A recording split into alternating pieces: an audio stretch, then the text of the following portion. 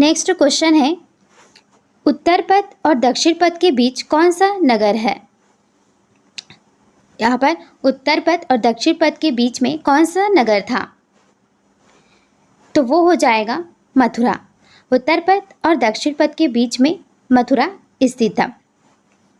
यह सूरसेन महाजनपद की राजधानी थी। और जो मथुरा थी ये किस महाजनपद की राजधानी थी? तो ये सूरसेन महाजनपद की राजधानी थी। नेक्स्ट क्वेश्चन है, निम्नलिखित में से कौन सी मुद्रा गौतम बुद्ध द्वारा प्रथम धर्मोपदेश में दर्शाया गया भाव है? गौतम बुद्ध की अलग अलग टाइम पे अलग अलग मुद्राएं जो हैं वो विख्यात हैं। तो इनमें से कौन सी गौतम बुद्ध की मुद्रा है जिनका उपयोग उन्होंने प्रथम धर्मोपदेश के समय में दर्शाया था? तो वो क्या है? धर्मचक्र मुद्रा। यहाँ पर उनके प्रथम जो उपदेश है उसको कहा जाता है धर्मचक्र परिवर्तन भी कहा जाता है। नेक्स्ट क्वेश्चन है, निम्नलिखित चालुक्य राजा में से किसने फारसी राजा खुसरो द्वितीय को एक राजदूत भेजा? तो यहाँ पर देखिए कौन सा ऐसा चालुक्य राजा था जिसने जो फारसी राजा है खुसरो द्वितीय उनको एक राजदूत भेजा था? तो वो कौन हो जाएगा? पुलकेशिन द्वितीय। पुलकेशिन बहुत ही शक्तिशाली यहाँ पर शासक था जो कि कौन से वंश का था? चालुक्य वंश का था। और जिसने खुसरो द्वितीय के दरबार में एक राजदूत भेजा तथा खुसरो द्वितीय ने भी एक राजदूत पुलकेशिन द्वितीय के दरबार में भेजा, यानी कि अपने एक एक राजदूत को उन्होंने अदला बदली किया था। नेक्स्ट है, चालुक्य वंश की स्थापना किसने की थी? जो चालुक्य वंश है जिनमें अगर प्रतापी शासक की बात करें तो वो कौन था? पुलकेशिन द्वितीय था। लेकिन इस चालुक्य वंश की स्थापना किसके द्वारा किया गया था? इसकी स्थापना किया गया था पुलकेशिन फर्स्ट के द्वारा। ठीक है, पुलकेशिन फर्स्ट के द्वारा इसकी चालुक्य वंश की स्थापना की गई थी। नेक्स्ट क्वेश्चन है, हर्षवर्धन द्वारा लिखे गए नाटक कौन सा है? हर्षवर्धन द्वारा लिखा गया जो नाटक है वो ये सभी हैं, नागनाथ, रत्नावली और प्रियदर्शिका। ये तीनों ही जो नाटक हैं वो हर्षवर्धन के द्वारा लिखा गया है।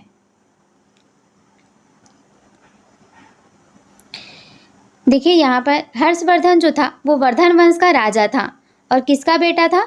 प्रभाकर वर्धन का बेटा था। और उसने 606 ईस्वी से 647 ईस्वी तक राज्य किया। उसके 3 प्रमुख नाटक नागनाथ, रत्नावली और प्रियदर्शिका है।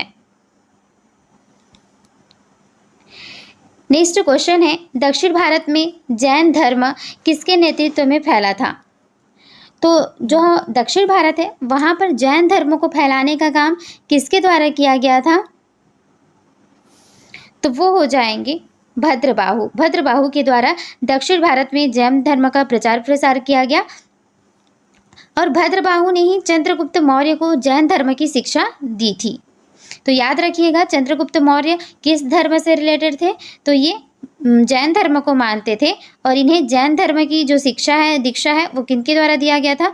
भद्रबाहु के द्वारा दिया गया था। नेक्स्ट क्वेश्चन है, श्वेतांबर किसके नेतृत्व में विकसित हुआ? तो यहाँ पर देखिए जो जैन धर्म है वो 2 भाग में बटी थी, श्वेतांबर और दिगंबर। तो यहाँ पर जो श्वेतांबर है ये किसके नेतृत्व में विकसित हुई? तो ये थी स्थूलभद्र। ठीक है, स्थूलभद्र। और जो दिगंबर थे वो भद्रबाहु के। यहाँ पर देखते हैं श्वेतांबर और दिगंबर 2 पंथों में ये बढ़ गया। श्वेतांबर किसको कहा गया? जो श्वेत वस्त्र धारण करते थे। यह स्थलबाहु के नेतृत्व में विकसित हुआ। और दिगंबर जो वस्त्रहीन रहते थे ये भद्रबाहु के नेतृत्व में विकसित हुआ था। नेक्स्ट है, तृतीय बौद्ध संगीति किसके काल में हुई थी? तो टोटल 4 यहाँ पर बौद्ध संगीति हुई थी। पहला में जो किसने करवाया था, किसके शासनकाल में हुआ था? तो वो हुआ था अजातशत्रु के। दूसरा कालाशोक के शासनकाल में हुआ। तीसरा अशोक के शासनकाल में हुआ था। और जो लास्ट वाला है, आखिरी वाला, वो कनिष्क के शासनकाल में हुआ था। तो अभी हमसे क्या पूछा है? तृतीय बौद्ध संगीति के बारे में पूछा है। तो हम क्या बताएंगे? आंसर बताएंगे अशोक। ठीक है, तो यहाँ पर देखिए तृतीय बौद्ध संगीति अशोक के काल में हुई थी। यह पाटलिपुत्र में हुई। ठीक है, कहाँ पर हुई थी? पाटलिपुत्र में हुई थी। और तृतीय बौद्ध संगीति के जो अध्यक्ष थे, किसने इसकी अध्यक्षता की थी? ये मोगली पुत्तिस ने इनकी अध्यक्षता की थी। नेक्स्ट क्वेश्चन है, कौन सा मिलान सही है? यहाँ पर कौन सा सही है इसको बताना है। तो शाक्य कपिलवस्तु से रिलेटेड है। यहाँ पर देखिए कपिलवस्तु में क्षत्रियों के शाक्य वंश के राजा शुद्धोधन राज्य करते थे। उनके गौतम पुत्र का जन्म हुआ था, और वहीं पर किसका जन्म हुआ? गौतम पुत्र का जन्म हुआ था। ये कपिलवस्तु प्रेजेंट में कहाँ पर है? ये नेपाल में है, स्थित है। नेक्स्ट क्वेश्चन है, किस सातवाहन राजा ने सर्वप्रथम राजा के नाम के सिक्के जारी किए थे? तो यहाँ पर बात करें तो किस सातवाहन राजा ने सर्वप्रथम राजा के नाम के सिक्के जारी किए? तो वो हो जाएंगे आपके सतकर्णी प्रथम। ठीक है, आंसर फर्स्ट यहाँ पर राइट आंसर होगा। सातवाहन वंश आंध्र प्रदेश में राज्य करने वाला प्राचीन ब्राह्मण वंश था। ठीक, इनका राज्य वर्तमान कर्नाटक के मध्य प्रदेश गुजरात तक फैला हुआ था। सतकर्णी प्रथम ने सबसे पहले अपने नाम के सिक्के जारी किए थे। तो याद रखिएगा सतकर्णी प्रथम ही ऐसा है जिसने अपने नाम के सिक्के जारी किए थे। नेक्स्ट क्वेश्चन है,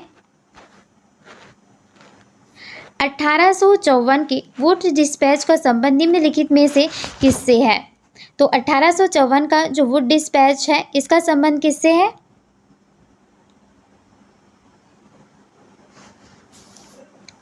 आंसर हो जाएगा भारत में विश्वविद्यालय की स्थापना। तो भारत में विश्वविद्यालय की स्थापना से संबंधित है वुड डिस्पैच का संबंध, जो कि कब आया? 1854 में। 1854 के वुड प्रेषण का उद्देश्य भारत में अंग्रेजी शिक्षा का प्रसार करना था। इस उद्देश्य के लिए कलकत्ता, बॉम्बे, मद्रास में विश्वविद्यालय की खोलने की सिफारिश की गई थी और प्रत्येक प्रांत में शिक्षा विभाग स्थापित करने की सिफारिश भी की गई थी। नेक्स्ट है, बंगाल में पिपली नामक स्थान किस लिए प्रसिद्ध है? पिपली नामक स्थान कहाँ पर है? बंगाल में है। और क्यों प्रसिद्ध है वो? पहली डच फैक्ट्री पिपली नामक जगह पर स्थापित की गई थी। कहाँ पर? बंगाल में। तो पहली डच फैक्ट्री से संबंधित है। पिपली पश्चिम में उत्तरी 24 परगना जिले में स्थित एक गांव है। और 24 परगना कहाँ पर है? ये है बंगाल में। नेक्स्ट क्वेश्चन है, डैश राज्यपाल को मंत्रिपरिषद के निर्णयों की सूचना देता है। तो यहाँ पर जो मुख्यमंत्री होता है वो राज्यपाल को मंत्रिपरिषद के निर्णय की सूचना देता है।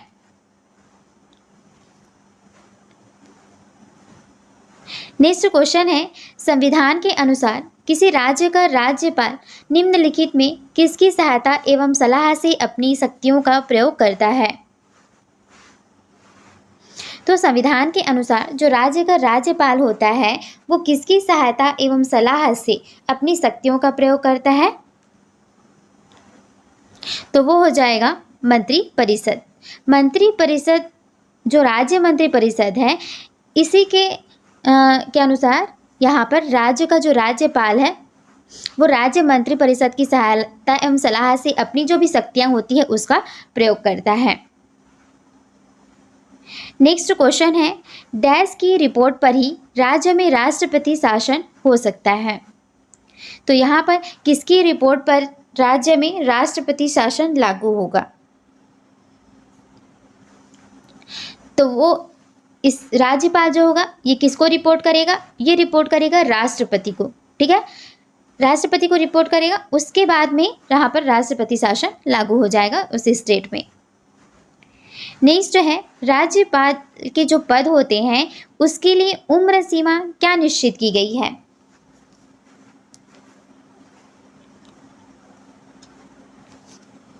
तो यहाँ पर जो भी राज्यपाल बनना है उनके लिए जो उम्र सीमा है वो रखी गई है 35 वर्ष। और 35 वर्ष किसका किसका होता है? राष्ट्रपति का भी 35 वर्ष होता है, उपराष्ट्रपति का भी 35 वर्ष होता है और राज्यपाल का भी 35 वर्ष होता है। ठीक है। नेक्स्ट जो है, राज्यपाल की नियुक्ति कौन करता है? यहाँ पर राज्यपाल की नियुक्ति किया जाता है किसके द्वारा? राष्ट्रपति के द्वारा। राष्ट्रपति के द्वारा राज्यपाल की नियुक्ति की जाती है। नेक्स्ट क्वेश्चन है, राज्यपाल को निम्नलिखित पदाधिकारियों में किसके समक्ष शपथ ग्रहण करना पड़ता है? अब राज्यपाल जो होते हैं इसकी नियुक्ति किसके द्वारा की जाती है? राष्ट्रपति के द्वारा। लेकिन ये जो अपने पद की शपथ लेते हैं वो किसके सामने लेते हैं, किसके द्वारा करवाया जाता है? तो वो हो जाएगा आंसर उच्च न्यायालय के मुख्य न्यायाधीश। जो उच्च न्यायालय के मुख्य न्यायाधीश होते हैं उनके सामने इनको शपथ लेना होता है। और सर्वोच्च न्यायालय के मुख्य न्यायाधीश के सामने कौन शपथ लेता है? वो लेते हैं राष्ट्रपति। ठीक है, राष्ट्रपति। नेक्स्ट क्वेश्चन है, निम्नलिखित में किसकी नियुक्ति राज्यपाल नहीं करता है?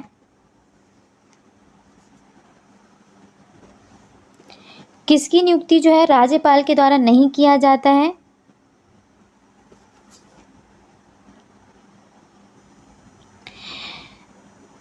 उच्च न्यायालय के मुख्य न्यायाधीश। उच्च न्यायालय के मुख्य न्यायाधीश की नियुक्ति कौन करता है? राष्ट्रपति के द्वारा किया जाता है। इसमें राज्यपाल को कोई भी रोल नहीं होता। मुख्यमंत्री, महाधिवक्ता और मंत्रिपरिषद के सदस्य, इनकी नियुक्ति किसके द्वारा की जाती है? राज्यपाल के द्वारा की जाती है। नेक्स्ट क्वेश्चन है, संविधान के किस अनुच्छेद में कहा गया है कि राज्य की समस्त कार्यपालिका शक्तियां राज्यपाल में निहित हैं?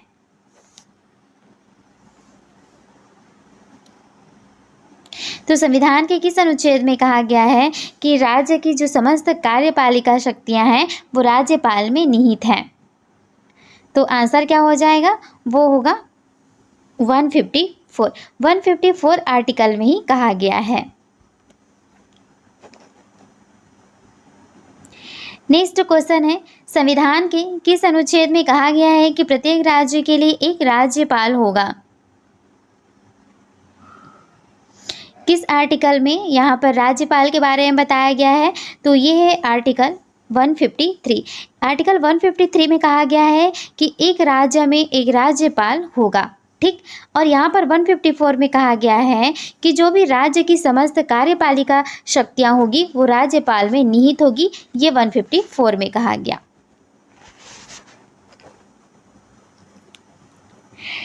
नेक्स्ट क्वेश्चन है, राज्य के नीति निर्देशक तत्व भारतीय संविधान के किस अध्याय में और किन अनुच्छेदों में वर्णित हैं? तो राज्य का जो नीति निर्देशक तत्व है ये भारतीय संविधान के किस अध्याय में और किस अनुच्छेद में वर्णित है?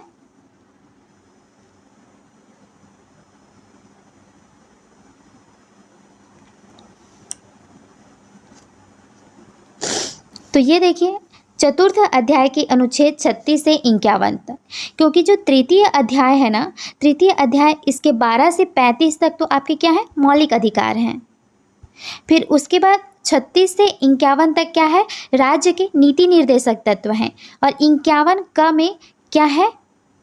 यहाँ पर है मौलिक कर्तव्य। इन तीनों ही चीज़ों को एक साथ आप जरूर याद रखिएगा। नेक्स्ट है, राज्य के नीति निर्देशक तत्व कहाँ के संविधान से लिए गए हैं? तो यहाँ पर राज्य का जो नीति निर्देशक तत्व है इसको हमने कहाँ के संविधान से अडॉप्ट किया है? आयरलैंड। आयरलैंड के संविधान से हमने अडॉप्ट किया है। नेक्स्ट क्वेश्चन है, निर्देशक तत्वों में, नीति निर्देशक तत्वों में कितने वर्षों तक के बच्चों के लिए निःशुल्क और अनिवार्य शिक्षा का प्रावधान है? तो यहाँ पर देखिए 6 से 14 वर्ष के लिए यहाँ पर प्रावधान किया गया है। नेक्स्ट क्वेश्चन है, नीचे लिखा कौन सा सिद्धांत नीति निर्देशक तत्वों में सम्मिलित नहीं है?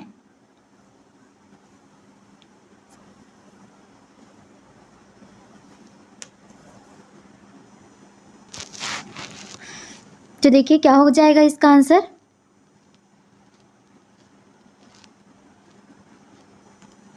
आंसर होगा इसका बाल विवाह संबंधी सिद्धांत। बाल विवाह संबंधी कोई भी सिद्धांत नीति निर्देशक तत्वों में सम्मिलित नहीं है। आर्थिक व्यवस्था संबंधी सिद्धांत है। शासन सुधार के लिए संबंधित यहाँ पर सिद्धांत है। न्याय, शिक्षा, प्रजातंत्र और प्राचीन स्मारक संबंधी सिद्धांत भी यहाँ पर प्रेजेंट है। नेक्स्ट क्वेश्चन है, राज्य के नीति निर्देशक तत्वों का उद्देश्य क्या है।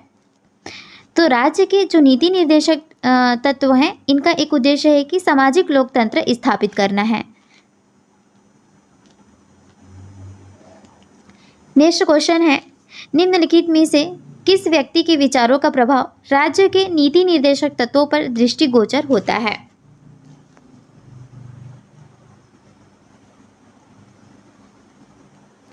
आंसर क्या होगा, महात्मा गांधी। महात्मा गांधी के विचार हमको यहाँ पर नीति निर्देशक सिद्धांत में देखने को मिलता है। नेक्स्ट है, नीति निर्देशक तत्व उस चेक के समान है जिसका भुगतान बैंक की इच्छा पर छोड़ दिया गया है। यह कथन किसका है। क्योंकि यहाँ पर जो नीति निर्देशक तत्व होते हैं ना, वो एक राज्य पर लागू तो होते हैं, लेकिन वो राज्य की इच्छा होती है कि वो उसको कौन कौन सी चीज़ों को किस तरीके से लागू करता है। इसके लिए न्यायालय जाने के अधिकार नहीं है। जैसे मौलिक अधिकार के लिए हम लोग सर्वोच्च न्यायालय, उच्च न्यायालय में जा सकते हैं, लेकिन इसके लिए न्यायालय नहीं जा सकते हैं। तो इसीलिए कहा गया है के.टी. शाह के द्वारा कि जो नीति निर्देशक तत्व हैं उस चेक के समान है जिसका भुगतान बैंक की इच्छा पर छोड़ दिया गया है। यानी कि नीति निर्देशक उस चेक के समान है जिसका भुगतान बैंक की इच्छा पर छोड़ दिया गया है, यानी कि राज्य की इच्छा पर छोड़ दिया गया है। राज्य चाहे तो लागू करे, राज्य ना चाहे तो लागू ना करे। नेक्स्ट क्वेश्चन है, राज्य के नीति निर्देशक तत्व का विशेष महत्व है। तो राज्य के नीति निर्देशक तत्व हैं, इसका विशेष महत्व किसके लिए है, ये है राज्य के लिए। नेक्स्ट क्वेश्चन है, निम्नलिखित में सही कथन क्या है।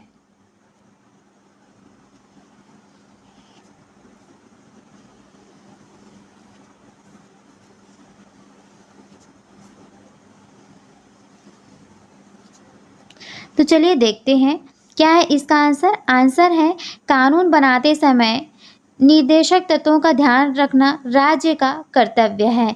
ये इसके लिए सही है। नीति निर्देशक तत्व को ध्यान में रखते हुए एक राज्य को कानून बनाना चाहिए।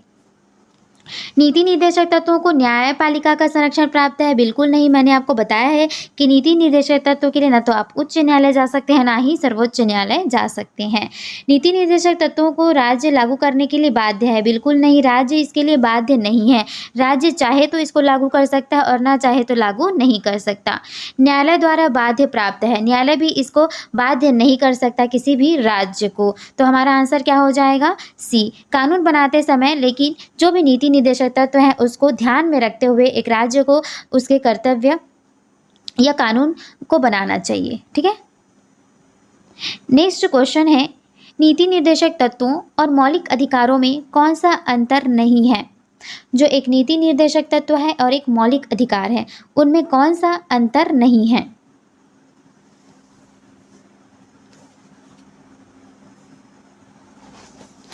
तो चलिए देखते हैं। यहाँ पर देखिए, मौलिक अधिकारों को न्यायिक संरक्षण प्राप्त है लेकिन नीति निर्देशक तत्वों को नहीं है। तो ये तो बिल्कुल सही है। हम अपने मौलिक अधिकारों के लिए सर्वोच्च न्यायालय तक भी जा सकते हैं लेकिन नीति निर्देशक तत्वों के लिए नहीं जा सकते, तो ये सही है। दूसरा, मौलिक अधिकार स्थगित किए जा सकते हैं, तत्व नहीं। तो देखिए, मौलिक अधिकार को स्थगित किए जा सकते हैं लेकिन तत्वों को नहीं किया जा सकता। मौलिक अधिकार नागरिकों और राज्य के बीच संबंध की विवेचना की गई है। तत्वों में राज्यों तथा अंतर्राष्ट्रीय नीति की विवेचना है, ये भी सही है।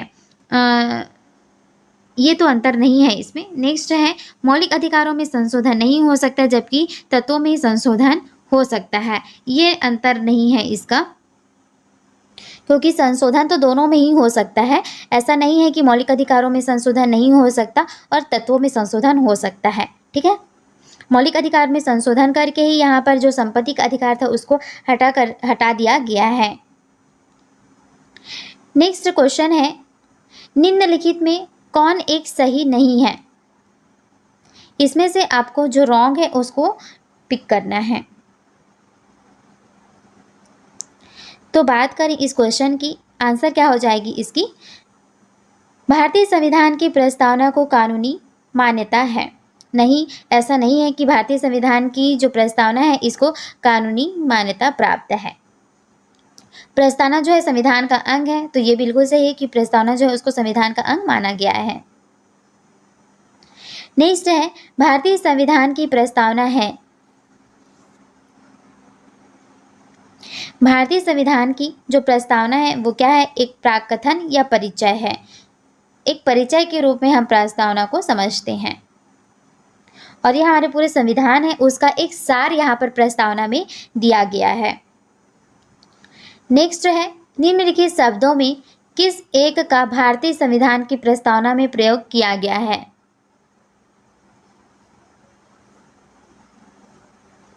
तो यहाँ पर देखिए, न्याय, स्वतंत्रता, समानता और बंधुत्व, इन सभी का प्रयोग किया गया है। नेक्स्ट है, भारतीय संविधान ने प्रस्तावना का विचार कहाँ से लिया है?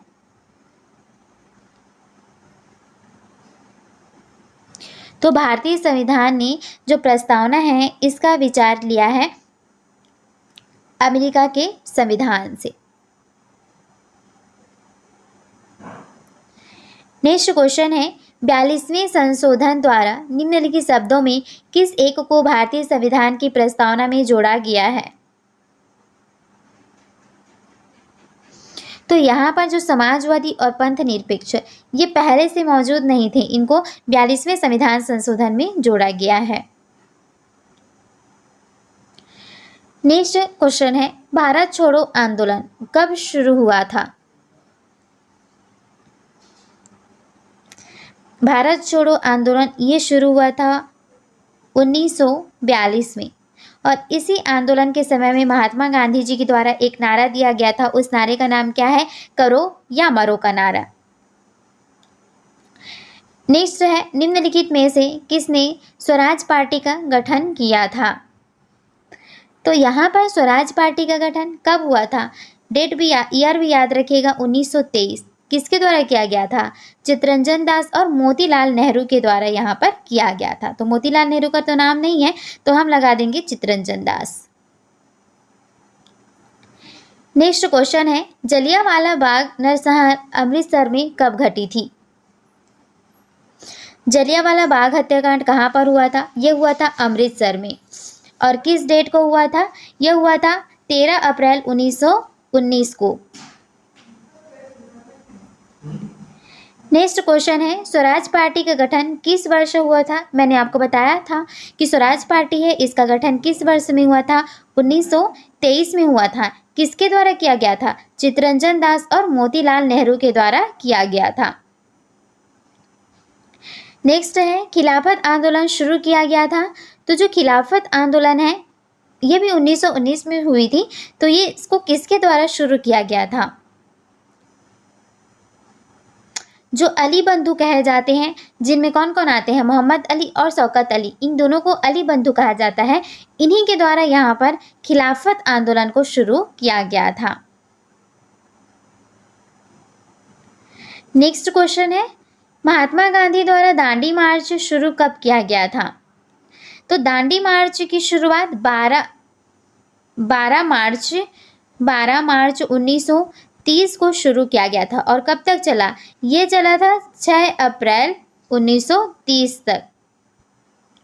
और जब 12 मार्च को ये शुरू हुई थी तब इसमें कितने अनुयायियों ने भाग लिया था? 78। नेक्स्ट है, भारत में मंत्रिमंडल मिशन का आगमन किस तिथि को हुआ?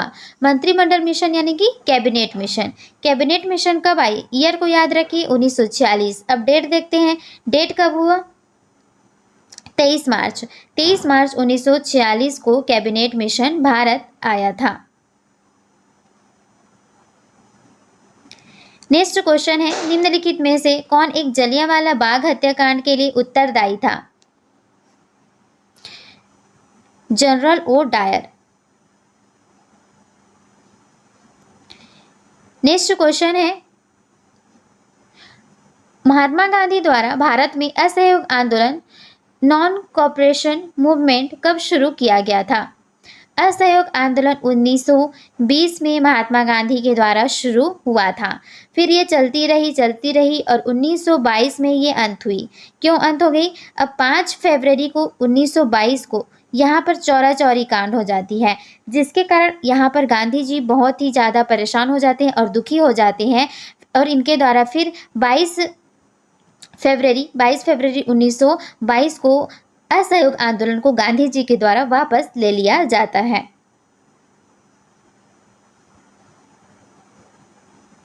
नेक्स्ट क्वेश्चन है, मुस्लिम लीग की स्थापना भारत में कब हुई थी? तो यहाँ पर देखिए, मुस्लिम लीग की स्थापना कब हुई थी भारत में? 1906 में हुई थी। और होम रूल लीग की बात करें, क्योंकि यहाँ पर दोनों में कन्फ्यूज़न होता है थोड़ा सा, तो होम रूल लीग की स्थापना हुई थी 1916 में और मुस्लिम लीग की स्थापना हुई 1906 में। नेक्स्ट है, भारतीय राष्ट्रीय कांग्रेस ने भारत छोड़ो प्रस्ताव किस तिथि को पारित किया था?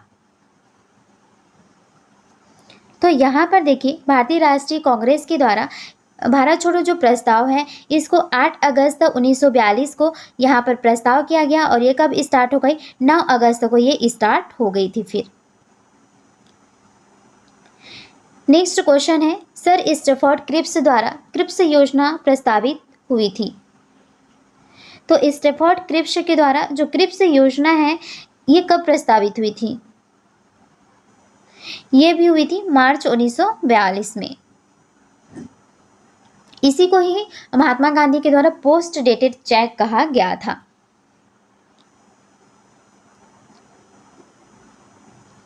नेक्स्ट क्वेश्चन है, 1932 ईस्वी में ब्रिटिश प्रधानमंत्री रैमसे मैकडोनाल्ड ने सांप्रदायिक पंचायत कम्युनिकेशन आर्बिट्रेशन की घोषणा की। इसके द्वारा निम्न में से किसे पृथक निर्वाचन सेपरेट इलेक्शन के अधिकार दिए गए? तो यहाँ पर सेपरेट इलेक्शन के अधिकार किनको दिए गए? हरिजनों को दिया गया। इसकी मांग क्योंकि अंबेडकर के द्वारा कर लिया गया था, जो गोल में सम्मेलन हुए थे उसमें। तो इनके द्वारा यहाँ पर 1932 में हरिजनों के लिए यहाँ पर पृथक निर्वाचन की घोषणा कर दी गई थी। नेक्स्ट है, महात्मा गांधी ने नमक सत्याग्रह कब किया था? तो महात्मा गांधी जी के द्वारा नमक सत्याग्रह, जिसको कि दांडी मार्च या दांडी यात्रा भी कहा जाता है, वो हुआ था 1930 में। ठीक है, तो आंसर क्या हो जाएगा? Option number A. नेक्स्ट है, पूना समझौता किसके किसके बीच में हुआ था?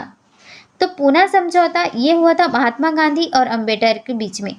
और यहीं पर अगर आपसे पूछा होता कि गांधी इरविन समझौता ये कब हुआ था? 1931 में। किसके किसके बीच में हुआ था? यहाँ पर इरविन और गांधी जी के बीच में हुआ था। नेक्स्ट है, दांडी यात्रा क्यों प्रारंभ की गई थी? गांधी जी के द्वारा जो दांडी यात्रा प्रारंभ की गई थी, उनका करने का उद्देश्य क्या था? तो उनका उद्देश्य था जो भी नमक पर कानून है या कर लगे हुए हैं उनको तोड़ने के लिए। ठीक, ऑप्शन नंबर सी इस क्वेश्चन का राइट आंसर हो जाएगा। नेक्स्ट क्वेश्चन है, सविनय अवज्ञा आंदोलन का नेतृत्व निम्न में से किन्होंने किया था? जो सविनय अवज्ञा आंदोलन थी ना, कब स्टार्ट हुई थी? 1930 में। इसका नेतृत्व किसके द्वारा किया गया था? महात्मा गांधी जी के द्वारा किया गया था। नेक्स्ट क्वेश्चन है, सविनय अवज्ञा आंदोलन किस वर्ष से स्थगित किया गया था? सविनय अवज्ञा आंदोलन ये किस वर्ष स्थगित किया था? 1934 में। 1930 में तो स्टार्ट हुई थी और 1934 में समाप्त कर दिया गया था। नेक्स्ट है, सविनय अवज्ञा आंदोलन कब प्रारंभ हुई? तो मैंने आपको बताया था कि ये कब प्रारंभ हुई? 1930 में। लेकिन आपको देखिए यहाँ पर मंथ अगर मालूम नहीं है तो इसमें आप गलती कर सकते हैं। तो वो कब है? अप्रैल 1930 में ये प्रारंभ हुई थी और 1934 में ये क्या हुई? समाप्त हो गई। नेक्स्ट है, लाहौर में भारतीय राष्ट्रीय कांग्रेस का अधिवेशन किस वर्ष हुआ था? भारतीय राष्ट्रीय कांग्रेस का जो लाहौर अधिवेशन है वो 1929 ईस्वी में हुआ था। नेक्स्ट है गुजरात में बारडोली सत्याग्रह निम्नलिखित में से किसके नेतृत्व में हुआ था। तो गुजरात में अगर बारडोली सत्याग्रह की बात करें तो वो कब हुई थी, 1928 में हुई थी, है ना। बारडोली सत्याग्रह गुजरात में हुई, कब हुई, 1928 में। तो इसका नेतृत्व किसके द्वारा किया गया था, सरदार वल्लभ भाई पटेल के द्वारा। लेकिन जब ये सत्याग्रह शुरू हुई थी, इससे पहले वल्लभ भाई पटेल के नाम के सामने सरदार नहीं लगता था, क्योंकि इसी सत्याग्रह के दौरान यहाँ की जो महिलाएं थीं उनके द्वारा वल्लभ भाई पटेल को सरदार की उपाधि दी गई थी। नेक्स्ट क्वेश्चन है, भारतीय राष्ट्रीय कांग्रेस ने पूर्ण स्वराज्य का प्रस्ताव कब पारित किया था, कब पास किया था। तो भारतीय राष्ट्रीय कांग्रेस ने पूर्ण स्वराज्य का प्रस्ताव कब पास किया, ये किया 1929 में। नेक्स्ट क्वेश्चन है, जर्मनी के आत्मसमर्पण के बाद किस वर्ष ब्रिटेन में मजदूर पार्टी द लेबर पार्टी के हाथ सत्ता आ गई थी। जर्मनी ने आत्मसमर्पण कर दिया, उसके बाद ब्रिटेन में जो लेबर पार्टी है इसके हाथ में सत्ता आ गई थी, कब, 1945 में। 1939 से 1944 तक यहाँ पर 45 तक यहाँ पर क्या चल रहा था, सेकेंड वर्ल्ड वॉर चल रहा था। द्वितीय विश्व युद्ध कब से कब तक चली, देखिए वही क्वेश्चन यहाँ पर सेम आ गया। तो द्वितीय विश्व युद्ध कब तक चली थी, 1939 से 1945 तक चली थी। नेक्स्ट है, करो या मरो का नारा किस आंदोलन में चलाया गया था। तो करो या मरो का नारा महात्मा गांधी जी के द्वारा इस नारा को स्टार्ट किया गया, किसमें, भारत छोड़ो आंदोलन के समय में। भारत छोड़ो आंदोलन कब शुरू हुई, 1942 में शुरू हुई। नेक्स्ट है, वर्धा प्रस्ताव का दूसरा नाम क्या है। वर्धा पैक्ट, वर्धा प्रस्ताव, इसका जो दूसरा नाम है वो क्या है, वो है भारत छोड़ो प्रस्ताव। नेक्स्ट है, भारत छोड़ो आंदोलन कब प्रारंभ हुआ था।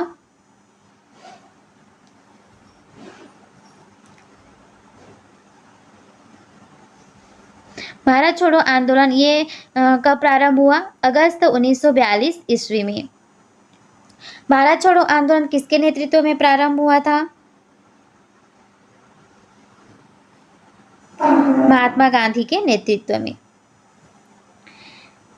नेक्स्ट क्वेश्चन है, भारत के इतिहास में 8 अगस्त 1942 ईस्वी का क्या महत्व है।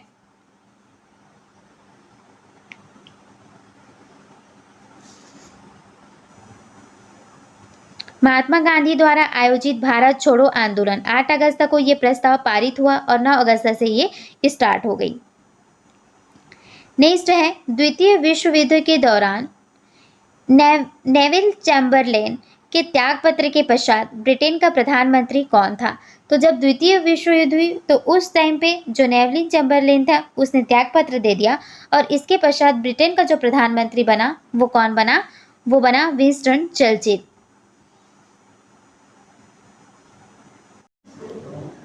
नेक्स्ट क्वेश्चन है, भारत छोड़ो आंदोलन के समय में भारत का जो वायसराय था ये कौन था।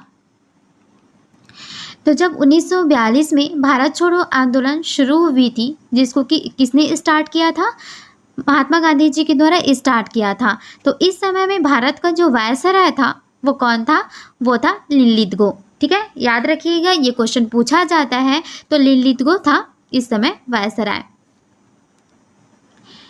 नेक्स्ट क्वेश्चन है, अगस्त 1942 ईस्वी में अखिल भारतीय कांग्रेस समिति के अध्यक्ष कौन थे। तो 1942 8 अगस्त 1942 को भारतीय कांग्रेस जो थी इसने भारत छोड़ो आंदोलन का जो प्रस्ताव था इसको पास किया था। तो इस समय में जो उस समिति के अध्यक्ष थे वो कौन थे, तो उस समय थे मौलाना अबुल कलाम आज़ाद।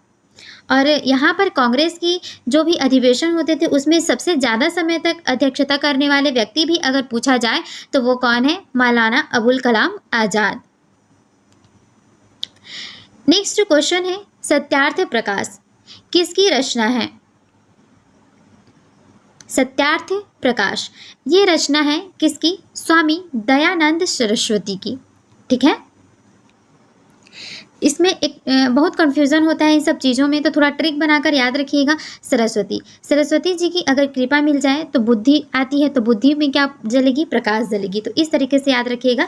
स्वामी दयानंद सरस्वती की मतलब रचना क्या है? सत्यार्थ प्रकाश। नेक्स्ट है रामकृष्ण मिशन की स्थापना किसने की थी? रामकृष्ण मिशन की स्थापना किसके द्वारा किया गया? स्वामी विवेकानंद के द्वारा किया गया था। नेक्स्ट है आर्य समाज का संस्थापक निम्नलिखित में से कौन था? जो आर्य समाज है इसके संस्थापक कौन थे? ये थे दयानंद सरस्वती। दयानंद सरस्वती आर्य समाज के संस्थापक थे। 20वीं सदी में केरल के दलितों के उत्थान के लिए किसने काम किया था? 20वीं सदी में केरल के दलितों के उत्थान के लिए किसने काम किया? तो वो थे नारायण गुरु। नारायण गुरु ने यहाँ पर काम किया था। नेक्स्ट क्वेश्चन है निम्नलिखित में से कौन ब्रह्म समाज का संस्थापक था? तो ब्रह्म समाज के संस्थापक की बात करें तो वो कौन है? राजा राम मोहन राय। राजा राम मोहन राय ब्रह्म समाज के संस्थापक थे। नेक्स्ट है हिंदू विडो रीमैरिज एक्ट कब बना?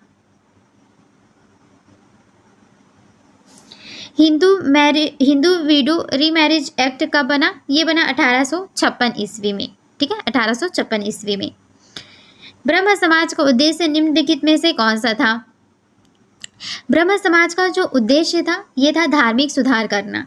ठीक है, ब्रह्म समाज की स्थापना किसके द्वारा किया गया था? राजा राम मोहन राय के द्वारा किया गया था। निम्नलिखित में से कौन सा कथन सही है? इसमें से बताइए कौन सा कथन सही है?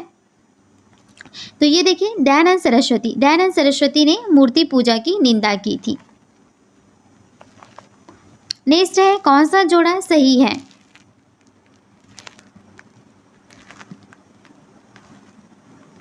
तो देखिए कौन सा जोड़ा सही है?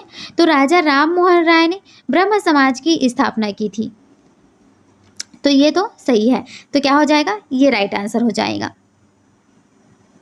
आगे बढ़ते हैं। नेक्स्ट क्वेश्चन है किसने कहा था कि एक जाति एक धर्म और एक ईश्वर? एक जाति एक धर्म और एक ईश्वर किसके द्वारा कहा गया? नारायण गुरु के द्वारा कहा गया था। नेक्स्ट है निम्नलिखित में से किसका संबंध रामकृष्ण मिशन से था?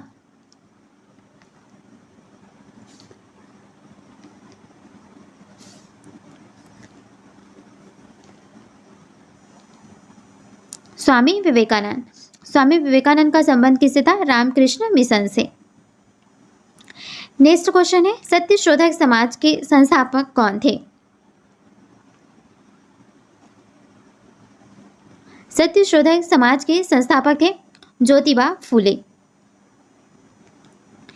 नेक्स्ट क्वेश्चन है थियोसॉफिकल सोसाइटी की स्थापना किसने की थी? थियोसॉफिकल सोसाइटी की स्थापना किसके द्वारा किया गया था? हेलेना पेट्रोवाना ब्लावत्स्की और हेनरी स्टील ओलकार के द्वारा किया गया था। ज्योतिबा फूले का संबंध किससे है? ज्योतिबा फूले का संबंध है जाति विरोधी आंदोलन से। नेक्स्ट क्वेश्चन है अहमदिया आंदोलन के नेता कौन थे? अहमदिया आंदोलन के नेता थे मिर्जा गुलाम अहमद कादियानी।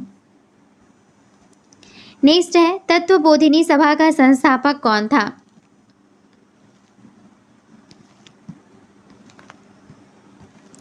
तत्वबोधिनी सभा का संस्थापक कौन था? तो ये था देवेंद्रनाथ टैगोर। ठीक है, देवेंद्रनाथ टैगोर था। नेक्स्ट है अलीगढ़ में मोहम्मद एंग्लो ओरिएंटल कॉलेज जो बाद में अलीगढ़ मुस्लिम विश्वविद्यालय बन गया, इसकी स्थापना किसके द्वारा किया गया था?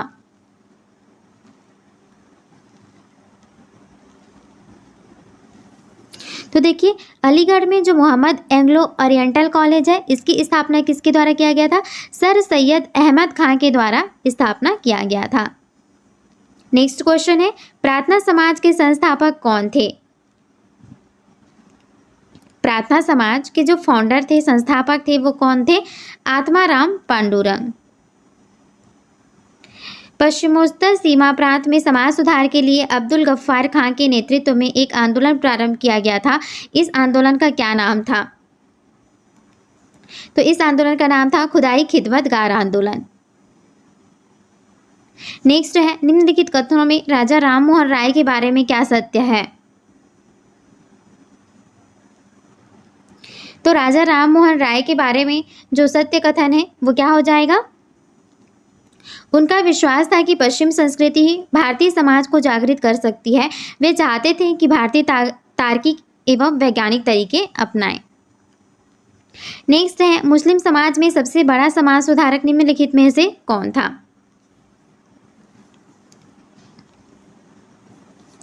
तो मुस्लिम समाज में सबसे बड़ा जो समाज सुधारक था वो कौन था? सर सैयद अहमद खां। ये मुस्लिम थे और सबसे बड़े समाज सुधारक भी थे। इन्होंने एंग्लो इंडियन की जो स्थापना की थी, हमने देखा था विश्वविद्यालय की स्थापना की थी। नेक्स्ट है, निम्नलिखित में से कौन सा कथन सत्य है? तो इसकी बात करें तो इसमें से कौन सा कथन सत्य हो जाएगा? ये होगा, ब्रह्म समाज आंदोलन ने एकेश्वरवाद पर बल दिया था। ये बिल्कुल सही है, क्योंकि ब्रह्म समाज का जो भी आंदोलन था उसने एकेश्वरवाद पर बल दिया। नेक्स्ट क्वेश्चन है यहाँ पर, 1919 ईस्वी के भारत सरकार अधिनियम के तहत कौन सी बात सही नहीं है? 1919 ईस्वी के भारत सरकार अधिनियम के तहत यहाँ पर कौन सी बात सही नहीं है? तो वो है मताधिकार को सीमित कर दिया गया। ये नहीं है, ये इसमें नहीं किया गया था। ठीक, क्या क्या किया? विधानसभा सरकार से कोई जानकारी नहीं मांग सकती थी। विधानसभा का वायसराय पर कोई नियंत्रण नहीं था। यदि भी कुछ खर्चे वाले विभाग स्थानांतरित कर दिए गए थे, फिर भी वित्त व्यवस्था पर सरकार का पूर्ण नियंत्रण रहा। ये सारी बातें सही है, लेकिन ये इसमें नहीं कहा गया था। नेक्स्ट है, 1919 के भारत सरकार अधिनियम का दूसरा नाम क्या था? तो ये था, देखिए यहाँ पर दो चीज़ों में कन्फ्यूज़न होता है। एक तो आया था 1909 का अधिनियम, जिसको कहा जाता है मार्ले मिंटो। तो इसको इस ट्रिक से याद रखिएगा। देखिए 1909 छोटा है किससे? 1919 से। तो नाम भी इसका छोटा होगा। नाम कौन सा छोटा है? मार्ले मिंटो नाम छोटा है। और 1919 के लिए जो नाम होगा वो मॉन्टेग्यू चेम्सफोर्ड सुधार होगा। 1919 बड़ा है तो इसका नाम भी थोड़ा बड़ा होगा। नेक्स्ट क्वेश्चन है, 1919 के भारत सरकार अधिनियम ने प्रतिनिधि शासन की दिशा में महत्वपूर्ण कदम उठाया था। द्वैत शासन किस स्तर पर लागू किया गया था? जो द्वैत शासन था उसको किस स्तर पर लागू किया गया था? तो यहाँ पर जो 1919 के भारत सरकार अधिनियम है, जिसको कि मॉन्टेग्यू चेम्सफोर्ड सुधार भी कहा जाता है, इसमें द्वैत शासन जो लागू किया गया था वो प्रांतीय स्तर पर लागू किया गया था। नेक्स्ट क्वेश्चन है, गवर्नर जनरल का कार्यकाल कितने वर्षों का होता था?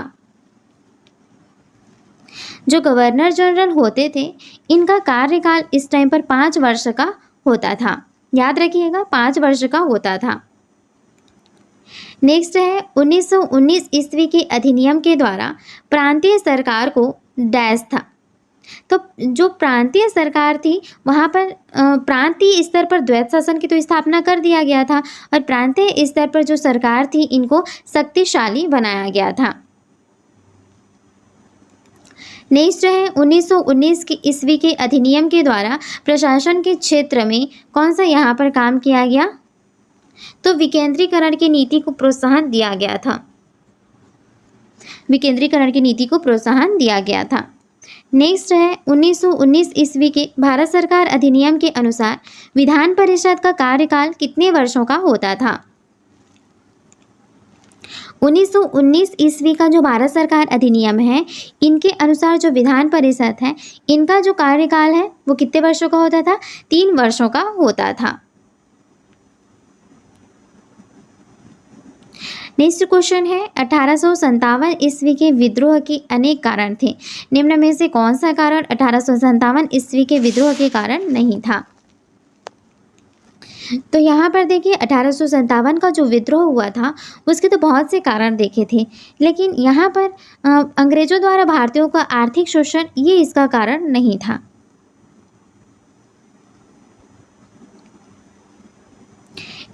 बाकी क्या क्या कारण थे एक बार देख लेते हैं।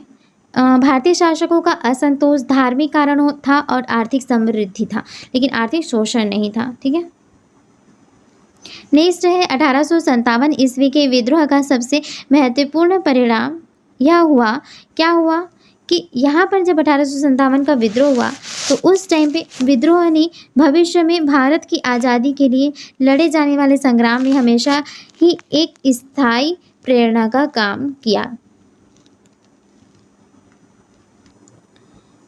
नेक्स्ट क्वेश्चन है 1857 के विद्रोह दमन के उपरांत तात्या टोपे के साथ क्या घटा?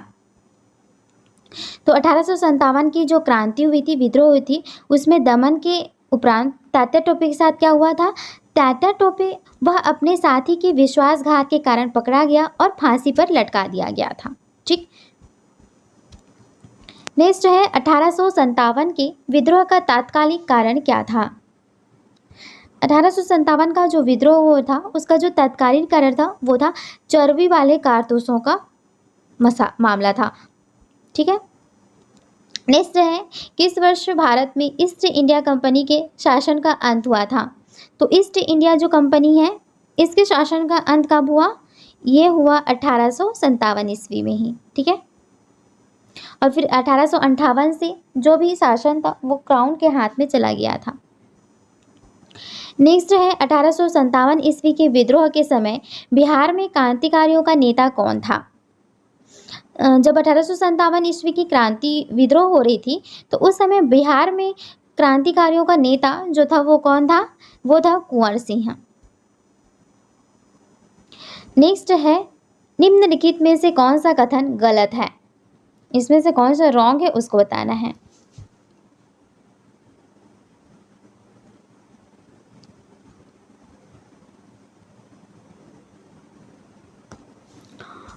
आंसर क्या हो जाएगा?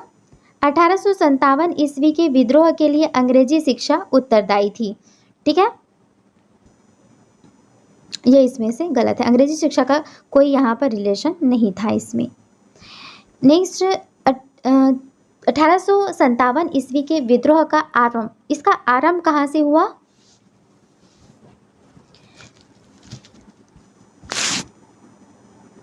तो इसका प्रारंभ जो है वो कहाँ? मेरठ से हुआ था।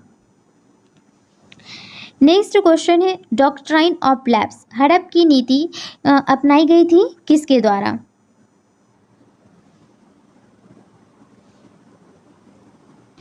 यहाँ पर एक और होता वेलाजली। वेलाजली किससे था? वेलाजली की सहायक संधि, वेलाजली ने सहायक संधि स्टार्ट किया था। और यहाँ पर जो डॉक्ट्राइन ऑफ लैप्स है ये नीति किसकी थी? डलहौजी की थी। ठीक, ऑप्शन नंबर बी इसका राइट आंसर होगा। नेक्स्ट क्वेश्चन है 1857 ईस्वी के विद्रोह के समय भारत का गवर्नर जनरल कौन था? तो 1857 के विद्रोह के समय में जो गवर्नर जनरल था वो कौन था? वो कैनिंग था। ओके, कैनिंग था। नेक्स्ट क्वेश्चन है 1857 ईस्वी के विद्रोह का किस रियासत ने समर्थन किया था?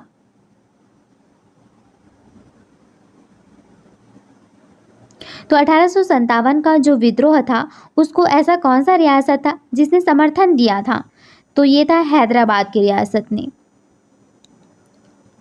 नेक्स्ट है मंगल पांडे कौन था?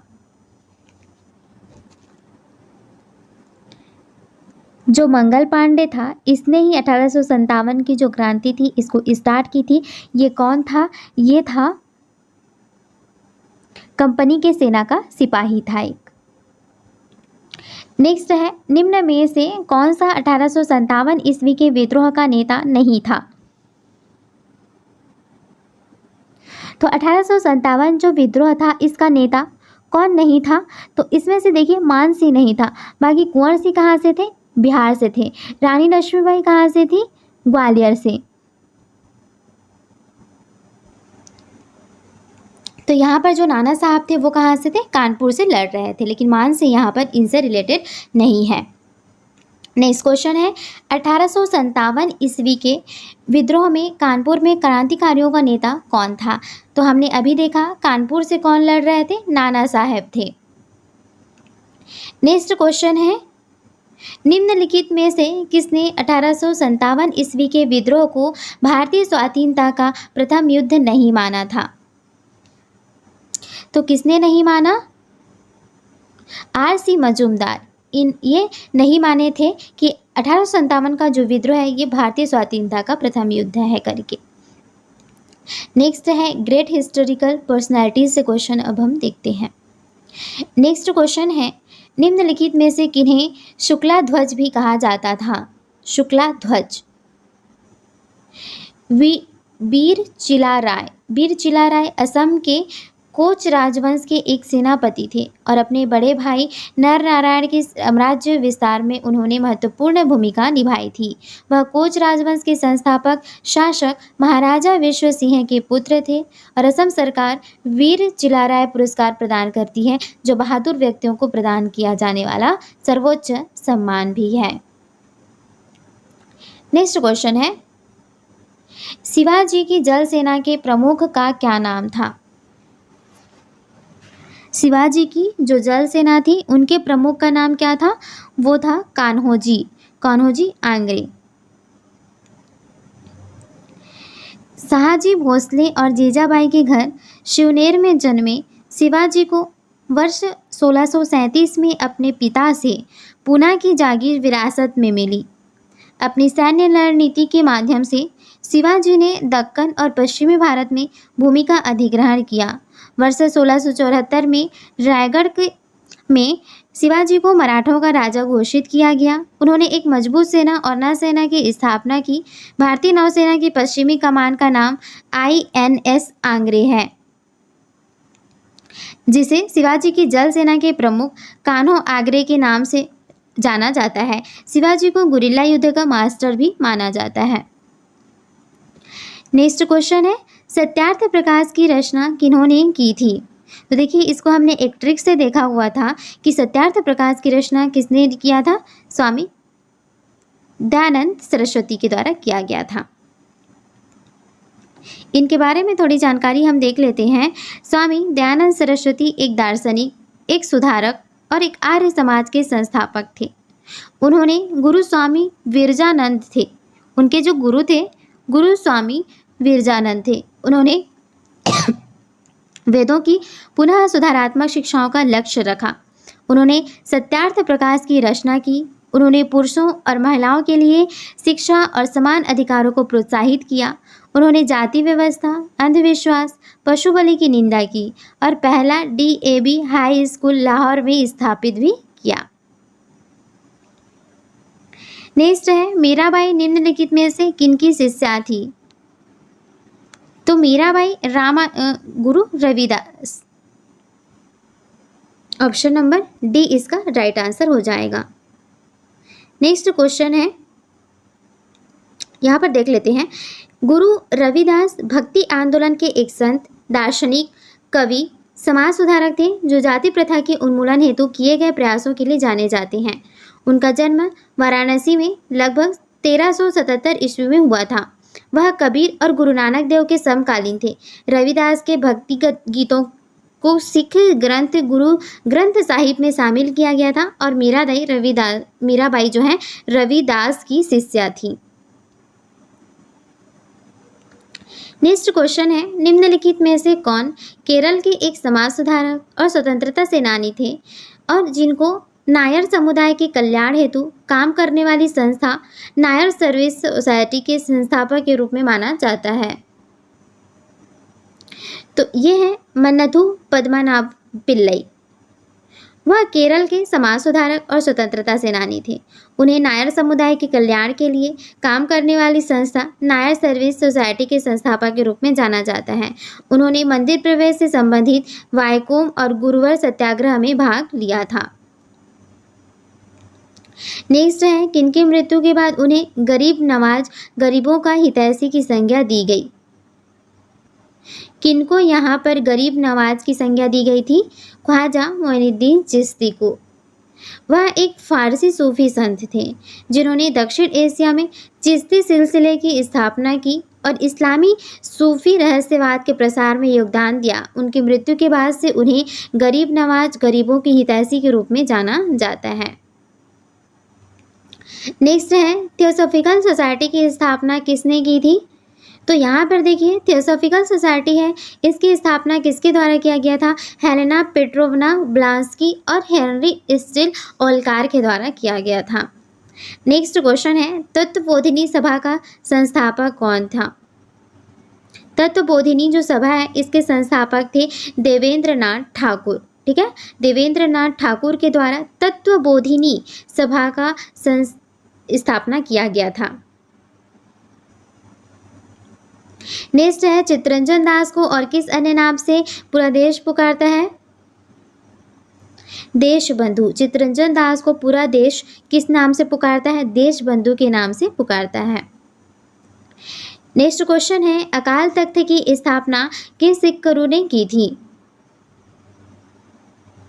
तो देखिए, यहाँ पर अकाल तख्त है, इसकी स्थापना गुरु हरगोविंद के द्वारा किया गया था। नेक्स्ट क्वेश्चन है, निम्नलिखित में से कौन सी मृदा गेहूं की कृषि के लिए सबसे उपयुक्त है? तो गेहूं की जो खेती होती है उसके लिए सबसे अच्छी जो मिट्टी होती है वो कौन सी होती है? वो होती है दोमट मिट्टी। ठीक है, ऑप्शन नंबर सी इसका राइट आंसर है। यहाँ पर देखें, गेहूं के जो वर्धन काल है, बढ़ते समय में मध्यम तापमान एवं वर्षा और शस्य कर्तन यानी कि फसल की कटाई के समय में तेज धूप की आवश्यकता होती है। जब हम गेहूं को यहाँ पर बोते हैं तो उस समय जब गेहूं बढ़ना स्टार्ट होता है तो उस समय में हमें कम तापमान की यानी कि जो मीडियम तापमान है उसकी आवश्यकता होती है, लेकिन जो अधिक बारिश की आवश्यकता होती है। और जब हम फसल को काटते हैं तो उस समय में तेज धूप की आवश्यकता पड़ती है। इसका विकास सुअपवाहित दोमट मृदा में सर्वोत्तम ढंग से होता है। भारत में गेहूं शीत ऋतु में उगाया जाता है और चीन विश्व में सबसे अधिक गेहूं उत्पादन करता है, जबकि भारत गेहूं उत्पादन में कौन से नंबर पर है? दूसरे नंबर पर है। नेक्स्ट क्वेश्चन है, राष्ट्रीय राजमार्ग 1A लेह को डैश दर्रा होते हुए कश्मीर घाटी से जोड़ता है। तो ये जो राष्ट्रीय राजमार्ग है 1A, ये लेह को कहाँ से जोड़ता है? ये लेह को जोड़ता है जोजिला से। जोजिला दर्रा होते हुए कश्मीर घाटी को जोड़ता है। जोजिला या जोजी दर्रा हिमालय का एक प्रमुख दर्रा है। ला और दर्रा शब्दों का अर्थ एक ही है। जोजिला एक उच्च पर्वतीय दर्रा है और भारतीय लद्दाख क्षेत्र के हिमालय में स्थित है। कारगिल जिले में स्थित यह दर्रा कश्मीर घाटी को अपने पश्चिम में द्रास और सुरु घाटियों से जोड़ता है और इसके आगे पूर्व में सिंधु घाटी को जोड़ता है। हिमालय पर्वत श्रृंखला के पश्चिमी भाग में राष्ट्रीय राजमार्ग 1 श्रीनगर और लेह के बीच इस दर्रे को पार करता है। चूँकि हर साल सर्दियों के दौरान दर्रा भारी बर्फबारी के कारण वाहन का आवागमन जो है वो रुक जाता है, इसलिए सारे साल आवागमन बनाए रखने के लिए सभी मौसमी जोजिला टनल का निर्माण किया जाता है। नेक्स्ट है, धात्विक खनिज किन शैल समूहों में पाया जाता है? जो धात्विक खनिज है इसको किस शैल समूह में पाया जाता है? ये पाया जाता है आग्नेय एवं कायांतरित। प्राकृतिक रूप से प्राप्त होने वाला पदार्थ जिसका निश्चित रासायनिक संगठन हो वह खनिज है।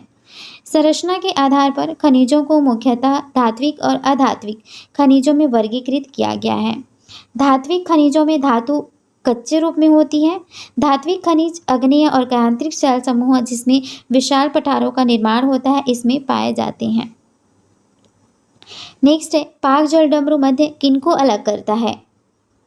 पाक जल डमरू मध्य जो होता है ये भारत और श्रीलंका को अलग करता है। ठीक है, पाक जल डमरू मध्य भारत के तमिलनाडु राज्य और द्वीपीय राष्ट्र श्रीलंका के उत्तरी भाग के बीच स्थित एक महत्वपूर्ण जल संधि है। यह बंगाल की खाड़ी को पूर्वोत्तर में, पाक खाड़ी दक्षिण पश्चिम में मन्नार की खाड़ी के साथ जोड़ता है। पाक जल डमरू मध्य की जो चौड़ाई है ये कितनी है? ये 53 से 80 किलोमीटर की है तथा इसमें कई नदियां जो है विसर्जित होती हैं, जिसमें तमिलनाडु की वैगई नदी प्रमुख है। नेक्स्ट है, निम्न में से किसको भारत की श्रिम्प राजधानी श्रिम्प कैपिटल ऑफ इंडिया कहा जाता है? तो श्रिम्प कैपिटल ऑफ इंडिया किसे कहा जाता है? नेल्लोर को कहा जाता है। नेक्स्ट है, प्रायद्वीपीय भारत की सबसे लंबी नदी कौन सी है? प्रायद्वीपीय भारत की सबसे लंबी नदी है गोदावरी नदी, जिसको कि दक्षिण गंगा के नाम से भी जाना जाता है या वृद्ध गंगा के नाम से भी जाना जाता है। हिमालय से निकलने वाली नदियों में भारत में बहने वाली सबसे लंबी नदी कौन सी है?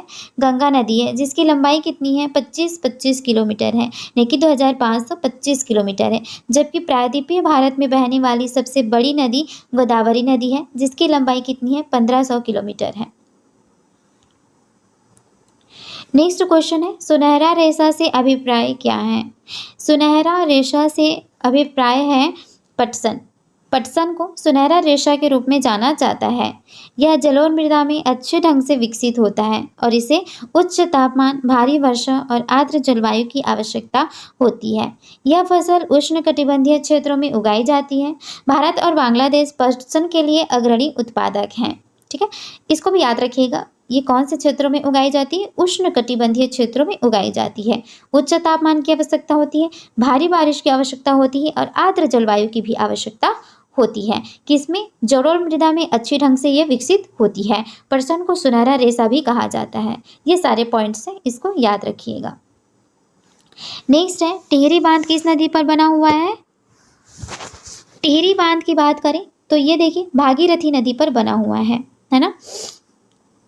टिहरी बांध टिहरी विकास परियोजना का एक प्राथमिक बांध है जो कि उत्तराखंड राज्य के टिहरी जिले में स्थित है।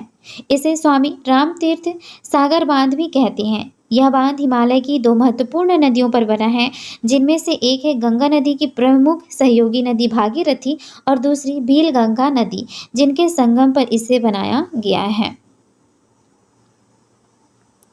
नेक्स्ट क्वेश्चन है, सौरमंडल में कौन सा ग्रह पृथ्वी जितना बड़ा है? तो सौरमंडल में ऐसा कौन सा ग्रह है जो कि पृथ्वी जितना बड़ा है? तो ये है शुक्र, क्योंकि शुक्र और पृथ्वी की बहुत सारी ऐसी विशेषताएं हैं जो कि सेम है, इसलिए पृथ्वी और शुक्र ग्रह को भगिनी या बहन के रूप में जाना जाता है। ठीक है, देखिए यहाँ पर पृथ्वी की जुड़वा बहन शुक्र को कहा जाता है। इसका कारण यह है कि शुक्र ग्रह का आकार और अनेक संरचनाएं पृथ्वी के जैसे ही हैं। इसका भार भी पृथ्वी के लगभग समान ही है। नेक्स्ट है, भारत में सर्वोच्च न्यायालय के न्यायाधीश कितने वर्ष की आयु तक अपने पद पर आसीन रह सकते हैं? तो भारत में देखिए जो सर्वोच्च न्यायालय के न्यायाधीश हैं ये कितने वर्ष की आयु तक अपने पद पर रह सकते हैं? तो इनका जो आयु है वो अधिकतम 65 वर्ष का है।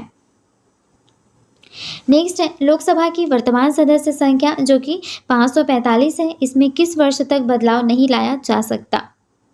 तो लोकसभा की अभी वर्तमान सदस्य संख्या कितनी है? 545 है, जिसमें 2026 तक कोई भी बदलाव नहीं लाया जा सकता है। 2026 तक ये सेम ही रहने वाला है।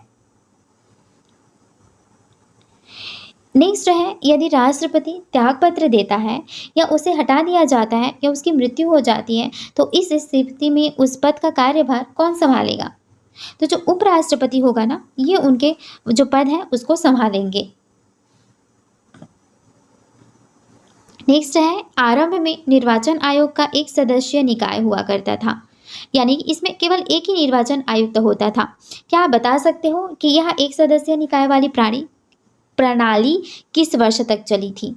तो भारत में देखिए जो सर्वोच्च न्यायालय के न्यायाधीश हैं ये कितने वर्ष की आयु तक अपने पद पर आसीन रह सकते हैं? तो ये 65 वर्ष की आयु तक अपने पद पर आसीन रह सकते हैं। तो ये 1989 तक चली थी। 15 अक्टूबर 1989 तक जो हमारा निर्वाचन आयोग था ये केवल एक सदस्यीय ही हुआ करता था।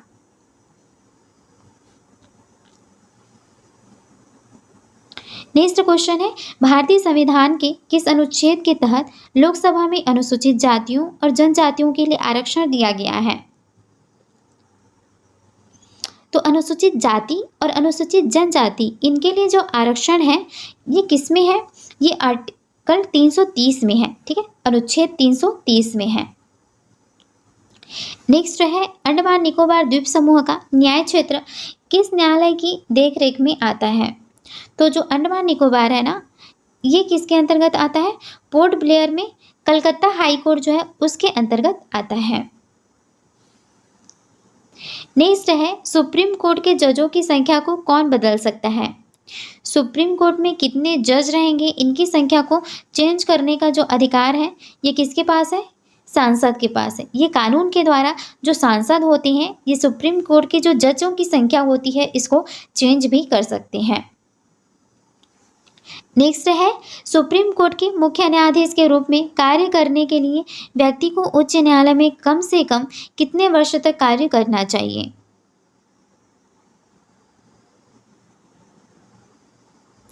तो सुप्रीम कोर्ट के जो मुख्य न्यायाधीश हैं ना, इनको मुख्य न्यायाधीश के रूप में कार्य करने के लिए उच्च न्यायालय में लगभग 10 वर्ष तक काम करना चाहिए।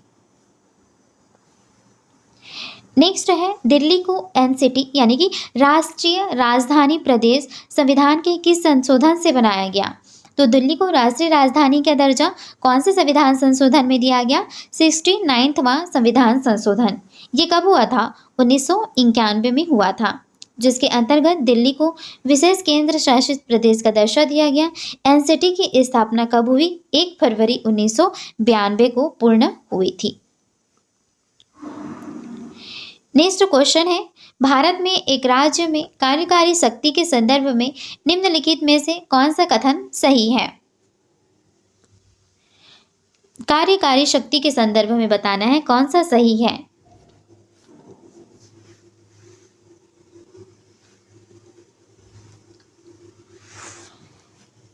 यहाँ पर आंसर हो जाएगा 1 और 2, यानी कि राज्य की कार्यकारी शक्ति राज्यपाल में निहित है और राज्य में वास्तविक जो कार्यकारी है प्राधिकरण मंत्रिपरिषद है।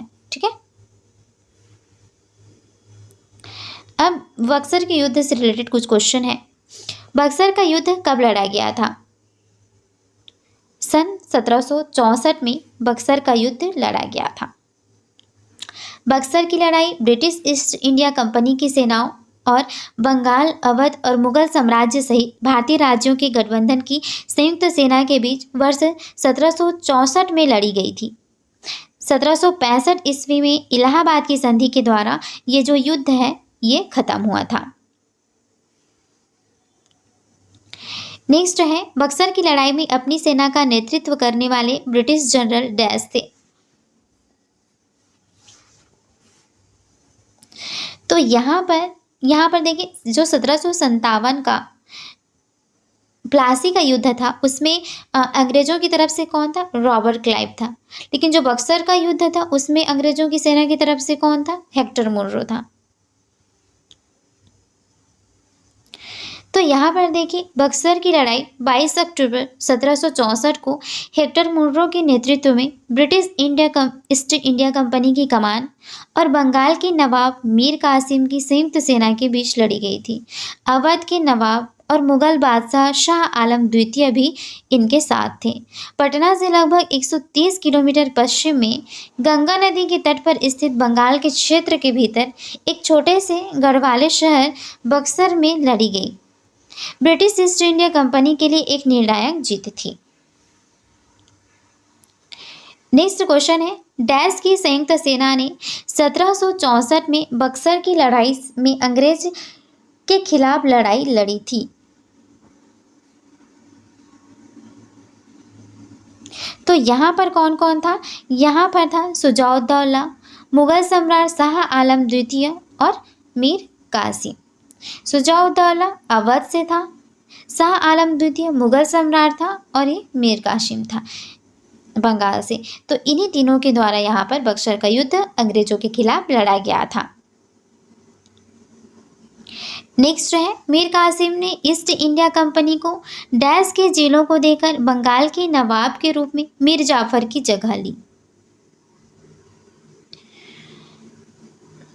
वर्धमान, मिदनापुर और चटगांव, ये 3 जिलों को देकर के बंगाल के नवाब के रूप में मीर जाफर की जगह ली थी। यहाँ पर देखिए, मीर कासिम वर्ष 1760 से 1764 तक बंगाल के नवाब थे। ब्रिटिश ईस्ट इंडिया कंपनी ने उन्हें मीर कासिम के ससुर मीर जाफर की जगह बंगाल का नवाब बनाया, क्योंकि प्लासी के युद्ध में मीर जाफर ने विश्वासघात किया था। चूँकि मीर जाफर ने स्वतंत्रता का दावा करने के लिए खुद को डच ईस्ट इंडिया कंपनी के साथ जोड़ा, अंग्रेजों ने अंततः मीर जाफर और डच सेना को चिंसुरा में हरा दिया और मीर कासिम को बंगाल का नया नवाब बना दिया। मीर कासिम ने कंपनी को वर्धमान, मिदनापुर और चटगांव यहाँ पर जिले दे दिए थे। ठीक है। नेक्स्ट क्वेश्चन है, मीर कासिम की मृत्यु वर्ष डैश में हुई थी। मीर कासिम की मृत्यु कौन से वर्ष में हुई? 1777। 1777 में मीर कासिम की मृत्यु हुई। नेक्स्ट क्वेश्चन है, निम्नलिखित घटनाओं को कालानुक्रमिक क्रम में व्यवस्थित करें।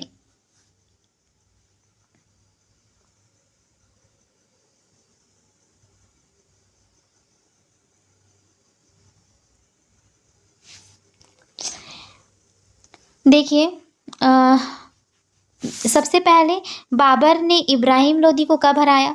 तो हम इसको देखते हैं। 1526 में पानीपत का पहला युद्ध हुआ था जिसमें इसको हराया गया था। उसके बाद ये देखिए, मोहम्मद गोरी द्वारा पृथ्वीराज चौहान की हार हुई।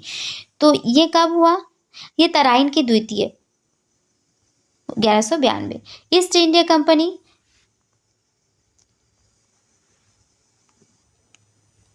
अब देखिए, जो मोहम्मद गोरी द्वारा पृथ्वीराज चौहान की हार कब हुई? ये तो तराइन के द्वितीय विश्व युद्ध में, तो तराइन का द्वितीय युद्ध में। और ईस्ट इंडिया कंपनी द्वारा सिराजुद्दौला की हार कब हुई? ये 1757 का जो प्लासी का युद्ध था उस समय में। और ईस्ट इंडिया कंपनी द्वारा मीर कासिम की हार कब हुई थी? तो ईस्ट इंडिया कंपनी के द्वारा मीर कासिम की जो हार हुई थी वो हमने देखा कि जो 1764 का बक्सर युद्ध था उस समय में। तो यहाँ पर देखिए, सबसे पुराना कौन सा हो गया? ये सी वाला हो गया, तो सी आ गया। फिर उसके बाद कौन सा? 1526 यानी कि ए। फिर आएगा सी, ए, बी, डी आएगा, है ना। यहाँ पर डी पहले आ जा रहा है लेकिन ये बाद में होगा, तो ये सी नहीं होगा, ए होगा। देख लिए। बढ़े आगे, चलिए नेक्स्ट क्वेश्चन की ओर बढ़ते हैं। ये मैंने आपको बता ही दिया है। निम्नलिखित में से कौन सा सुमेलित नहीं है? प्लासी का युद्ध कब हुआ था? 1757 में, ये सही है। बक्सर का युद्ध कब हुआ था? 1764 में, ये रॉन्ग हो जाएगा, 1784 नहीं है। प्लासी की तीसरी लड़ाई 1761 में हुई और वांडी वॉस की लड़ाई हुई थी आपकी 1760 में। नेक्स्ट है, कंपनी के खजाने को मुर्शिदाबाद से कलकत्ता में किसने स्थानांतरित किया था? तो कंपनी के जितने खजाने थे उसको मुर्शिदाबाद से कलकत्ता में स्थानांतरित करने का काम किसने किया? वॉरेन हेस्टिंग्स के द्वारा किया गया। नेक्स्ट है, मुगल सम्राट डैश ने 1765 में ईस्ट इंडिया कंपनी को बंगाल, बिहार और उड़ीसा की दीवानी प्रदान की थी। तो शाह आलम द्वितीय, मुगल सम्राट शाह आलम द्वितीय ने 1765 में ईस्ट इंडिया कंपनी को बंगाल, बिहार और उड़ीसा की दीवानी प्रदान की थी। बक्सर की लड़ाई 1765 में शाह आलम द्वितीय और ईस्ट इंडिया कंपनी के रॉबर्ट क्लाइव द्वारा इलाहाबाद की संधि पर हस्ताक्षर के साथ समाप्त हुई। इसने ईस्ट इंडिया कंपनी को दीवानी अधिकार या बंगाल, बिहार और उड़ीसा के कर एकत्र करने का अधिकार दिया। कंपनी को कर छूट की स्थिति भी बहाल कर दी गई। नेक्स्ट क्वेश्चन है, डैश के परिणाम स्वरूप British East India Company Bengal से इलाहाबाद तक के क्षेत्र में अपनी शक्ति को मजबूत करने में सक्षम हो गई। तो कौन से युद्ध के बाद? बक्सर के युद्ध के बाद। देखिए बक्सर के युद्ध में क्या क्या बातें हुई। तो मीर जाफर फिर से बंगाल का नवाब बन गया, क्योंकि मीर कासिम यहाँ पर युद्ध करने चला गया, अब वो तो हट गया, मीर जाफर को यहाँ पर बंगाल का नवाब बना दिया गया। बक्सर की लड़ाई ने ब्रिटिश ईस्ट इंडिया कंपनी को स्थिर कर दिया। इस युद्ध के कारण बंगाल से इलाहाबाद ब्रिटिश प्रभाव का अधिकार विस्तार हो गया। उन्होंने बंगाल प्रांत में मुगल सम्राट शाह आलम द्वितीय से दीवानी अधिकार प्राप्त कर लिया और 1765 ईस्वी में मीर जाफर की मृत्यु के बाद निजाम उद दौला बंगाल का नवाब बन गया। ठीक है, 1765 में क्या हुआ, मीर जाफर की मृत्यु हो गई, उसके बाद निजाम उद दौला बंगाल का नवाब बन गया।